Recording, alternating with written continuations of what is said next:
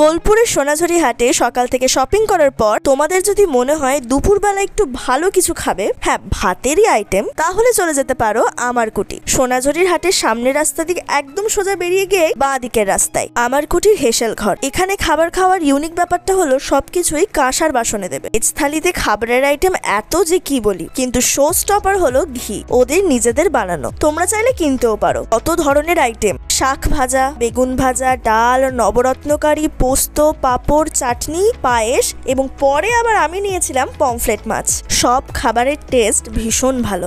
অনেক ধরনের মাছের আইটেম, মটন, চিকেন, পনির সবকিছুই অ্যাভেলেবেল ছিল। ওখানকার স্টাফরাও ছিল ভীষণ ফ্রেন্ডলি। তারপর আমরা চলে যাই আমার কুটির সোসাইটি। আর প্রতিষ্ঠাতা হলেন সুসেন মুখোপাধ্যায়। নানা ধরনের কুটির শিল্প হয় এখানে, বাটিক, বাদনি, কাঠের কাজ, বেতের কাজ, আরো অনেক কিছু। প্রদর্শনীরও ব্যবস্থা আছে। আর পাশেই দেখা যায় কোপাই নদী।